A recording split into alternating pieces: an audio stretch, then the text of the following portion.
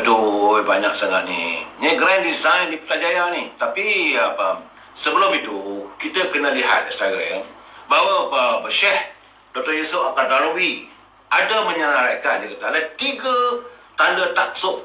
Jadi yang memusnahkan akhlak ataupun memusnahkan perjuangan kita apabila adanya fanatik yang melampau. Sikap fanatik yang melampau kerana pada seseorang, akhirnya perjuangan itu kucak-kacir. Akhirnya akhlak itu hilang. Sebagaimana bukanlah saya nak menuduh pada parti Tok Lebay ni. Tapi kerana kebanyakan sebagiannya ada terlalu fanatik yang melampau. Sebagaimana kata Yusof Al-Qaradawi, dia kata seorang itu hanya menyebut kelebihan dan kebaikan kumpulannya saja. Sementara untuk kumpulan lain hanya disebut keburukan dan kecacatan. Kedua, dalam masa yang sama mengagungkan tokoh-tokoh kumpulannya saja. Sekalipun terdapat kesilapan dan kesalahan pada tokoh tersebut yang cuba dinafikan. Dan mereka memandang rendah tokoh-tokoh dari kumpulan lain. Dan ketiga, mereka gembira menyebarkan kesilapan dan kesalahan pihak lain. Dalam masa sama membutakan mata pada kesalahan tokoh-tokoh dari kumpulan sendiri. Jadi ada tiga sifat taksub di atas, katanya seorang itu dilihat berlebih-lebihan, ulu ataupun tasyadud, kerana mempertahankan organisasi kumpulannya seolah-olah itu adalah perkara ta'abudi, sehingga dikorbankan masalah dakwah, masalah layak diketepikan. Jadi Qaradawi ingatkan kepada para pendakwah dan pendukung gerakan Islam bahawa kumpulan atau jemaah hanyalah wasilah atau adat dan bukannya berhala yang perlu disembah dan diagung-agungkan seolah-olah mereka ini tiada berdosa.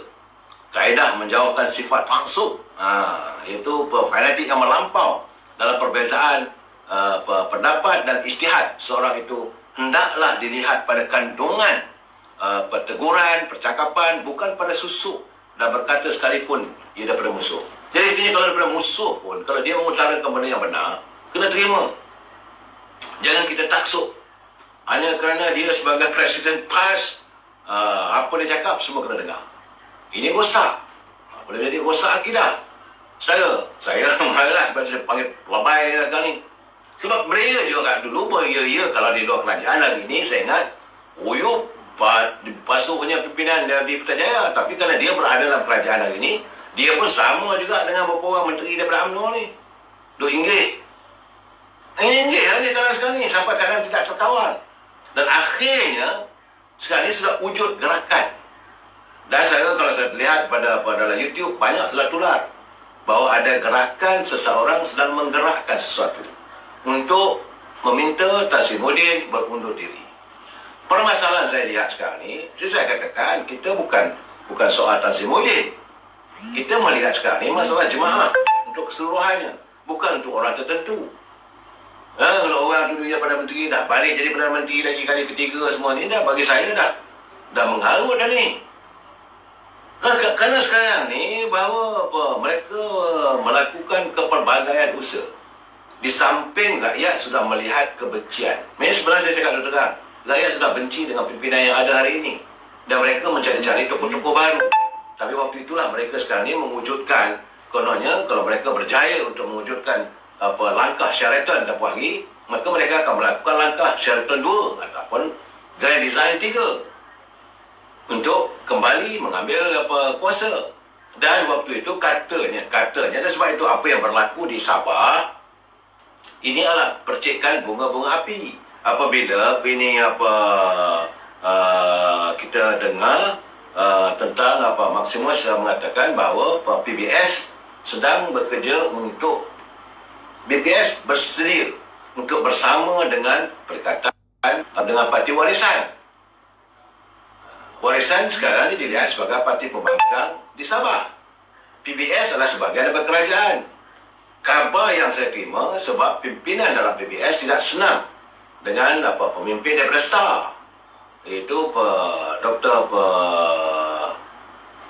adik kepada Dr. Jafri Ketingan. Jadi ada percanggahan mereka, maka PBS sekarang ini yang dipimpin oleh Maximus Otonis sekarang ini, tapi mereka sudah bersetuju untuk bekerjasama dengan Datuk Syafiq Abdal. Kalau mereka bersama, artinya daripada 29 campur dengan PBL ada 7, ada 36. Dua partinya saja pun dah boleh membentuk kerajaan. Dan khabar yang saya dapat tahu, kalau benar PBL bersama dengan Warisan, dan besar kemungkinan ahli Dewan Negeri daripada UMNO juga akan bersama. Dan ini merupakan cetusan pertama, cetusan awal sebelum berlakunya langkah di Grand Design 3 di Putrajaya. Ini yang saya perlu jelaskan. Banyak orang tanya betul, jadi soal jadi tak jadi, soal tak tahu. Ini dapatan saya, apa yang dikabarkan kepada saya. Kerana sekarang ini rakyat sudah tak boleh terima dah. Asal sebut saja PBM, sebut saja Kerajaan Perikatan Nasional, rakyat dah tak pandang langsung. Dan ini sedang berlaku. Jadi kerana itu kalau saya lihat bahawa kenyataan, Datuk Seri Najib juga menyatakan bahawa tidak ada kemustahilan. Tak mustahil bahawa UMNO akan mewujudkan jajaran politik baru.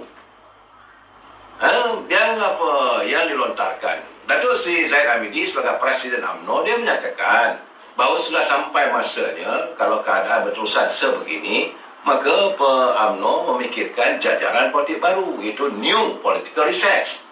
New Political Reset ini bukan artinya kita menyembah orang, bukan artinya kita menggadaikan maruah parti kita, tidak. UMNO semua orang tahu adalah parti perjuangan rakyat.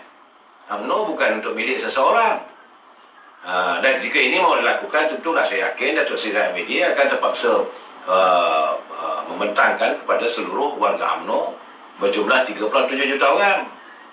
Dan jika ini berlaku, dan saya nampak bahawa keadaannya dah tak boleh nak buat apa dah sekarang. Kerana sebahagian daripada ahli-ahli UMNO, iaitu ahli-ahli Parlimen UMNO, berdegil. Mereka tidak mahu mengikut kehendak yang disarankan oleh ahli-ahli akar umbi. 145 bahagian itu, di mana ada juga bahagian-bahagian yang mereka menjadi wakil rakyat. Dan mereka tak nak keluar. Mereka masih mahu berada dalam itu kerana kesedapan. Memang dalam keadaan sekarang ni, dengan punca ekonomi yang begitu hilang, mereka sudah tidak ada keyakinan. Saya berkali-kali menyatakan, rezeki itu datang daripada Allah SWT. Nak takut apa? Ya, saudara ini dalam keadaan begini, kita tak perlu kita risau lah. Take it or leave it. Sebab pimpinan sudah gagal menangani masalah COVID. Ini bukan masalah kecil, saudara. Bukan masalah kecil. Kesan daripada COVID ini menyangkut soal ketenteraman, soal rakyat, soal kehidupan rakyat, soal ekonomi yang tidak lagi dapat ditangani. Bukan secara tuntas pun. Tak dapat nak disantun. Tak dapat. Kehidupan rakyat susah. Dan pimpinan seolah-olah bertepuk tubuh. Masa dulu peringkat awal tu adalah juga dia punya bantuan. Tapi sekarang ni kita tak tahu, tak dengar sayup-sayup. Dan apakah wang yang dikeluarkan daripada kumpulan wang sebenar pekerja itu tak dapat RM10,000, mungkin dapat RM5,000. Saya yakin sudah habis. Kebanyakan mereka yang dapat mengeluarkan wang dia cuba nak menambahkan lagi pendapatan untuk melakukan perniagaan. Maka beli barang-barang apa semua, saya lihat tular dalam internet. Beli barang macam di Kedah, macam di Melaka, seperti mana di Kelantan. Nak buang ke mana kuih-kuih tu? Akhirnya semua-semua yang dia beli itu, yang berada di pasar Aidilfitri, pasar Ramadan, akan kelongkang. Ini keadaannya, saudara. Jadi saya merasakan bahawa kehidupan rakyat tidak disantuni. Jadi kerana itu, apabila berlaku berita mengatakan ada Grand Design 3 di Putrajaya, ada kalangan rakyat setuju.